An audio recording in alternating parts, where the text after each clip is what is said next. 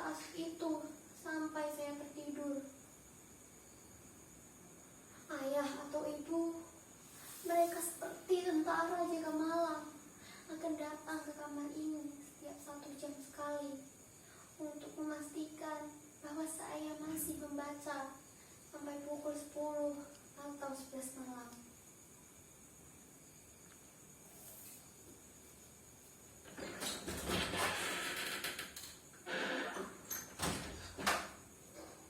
Pintu itu tak boleh saya kunci.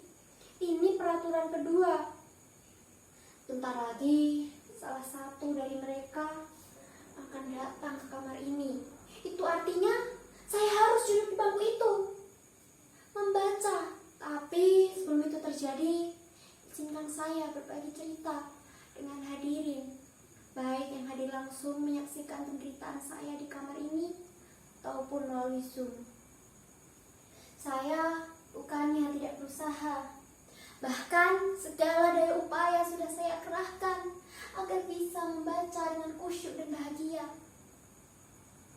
Saya juga sudah memotivasi diri dengan berbagai nasihat yang saya ingat, kata-kata mutiara, semboyan, patah, pantun, yel-yel penyemangat belajar, hingga kritik tajam para pakar mengenai bahaya kecanduan handphone. Tapi herannya, hal-hal yang biasanya orang-orang lakukan untuk memotivasi diri tak mampu membuat saya semangat dan bergairah dalam membaca. Kalaupun berhasil, hanya akan bertahan 10 atau 15 menit saja, lalu menguap lagi. Jangan kritik tajam para pakar itu tak mampu mengurangi kerinduan saya untuk selalu bersama dengan handphone. Andaikan mengubah diri semudah kritik tajam Mario Teguh, mungkin saya tak akan menderita seperti ini. Apa saudara-saudara tak percaya bahwa saya benar-benar menderita? Apa penderitaan itu tidak terlihat di wajah saya ini? Di sorot mata saya, di getar suara saya, dan di seluruh tubuh saya ini. Ini bukan acting seperti pertunjukan monolog anak-anak SMA itu. Ini real, nyata. Saya benar-benar menderita. Bahkan jika penderitaan ini saya tuangkan ke dalam puisi, saya yakin saudara-saudara tak akan mampu membacanya tanpa menitikan air mata. Tak percaya? Saudara-saudara tak percaya bahwa sekarang ini saya sedang dibully sepi dan dikepung sedih? Sekarang saya bertanya, siapakah di antara saudara yang mau dan mampu berpisah dengan apa yang sudah menjadi diri saudara tanpa teraniaya rasa hampa? Handphone bukan lagi hal yang biasa. Dia adalah bagian terpenting dari diri kita, bahkan hidup kita.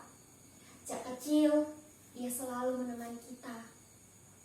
Saat orang-orang tak punya waktu atau tak mau bermain dengan kita yang masih kanak-kanak dan belum bernilai guna.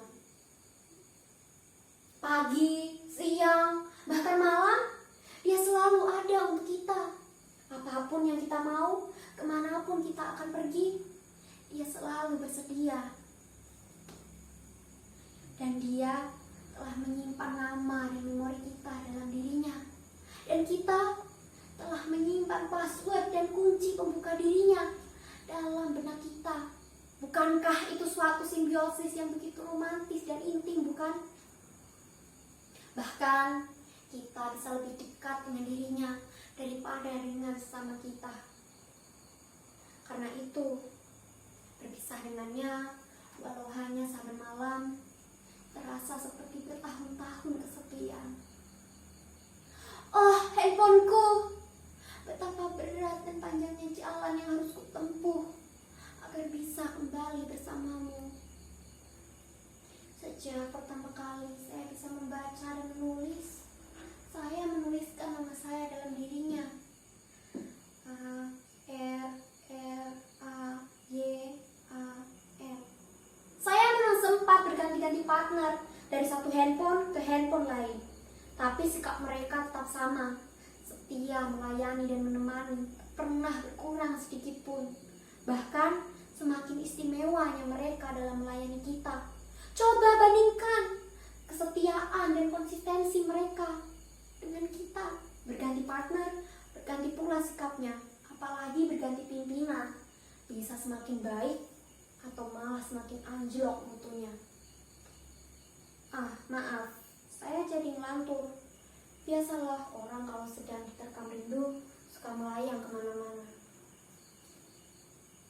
Jadi sekarang, apa saudara masih tidak percaya bahwa saya benar-benar menderita?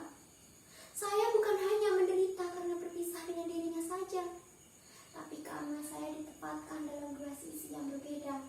Di satu sisi, saya tahu ayah dan ibu bertujuan baik. Mereka ingin saya punya prestasi di bidang studi. Karena itu, mereka melarang handphone di malam hari. Tapi di sisi lain, saya sudah terbiasa sejak kecil bahkan dengan dia di sisi saya. Bahkan sebelum peraturan ini ada, saat saya tidur, dia rebah di dada saya atau tepat di sisi saya. Karena itu, pisah dengan dirinya walau hanya sebentar, saya tidak mampu. Kadang kalau tak kuasa menahan rindu, saya ambil casingnya. Saya dekap ke dada saya seperti ini. Kadang saya juga teringat masa-masa dramatis kami.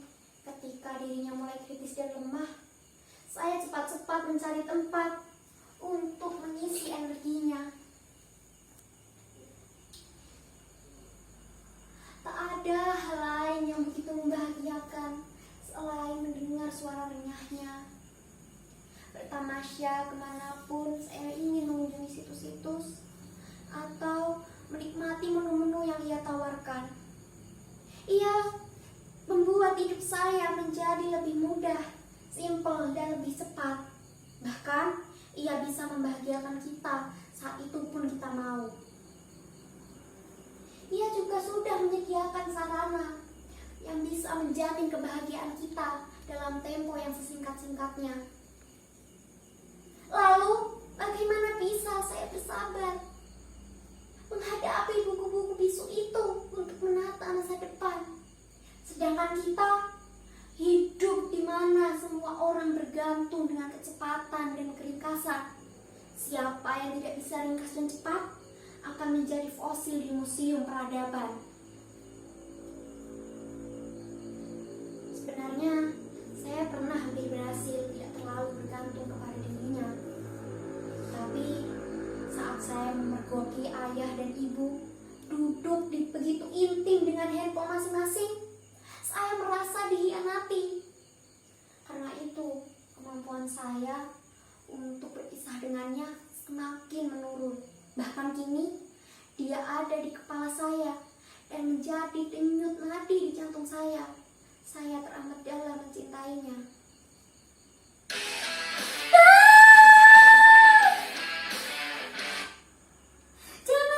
Jangan terlalu dalam mencintainya, atau kalian akan menderita seperti saya. Ryan, ada apa nak? Begitu berat dan panjangnya jalan yang harus kutempuh.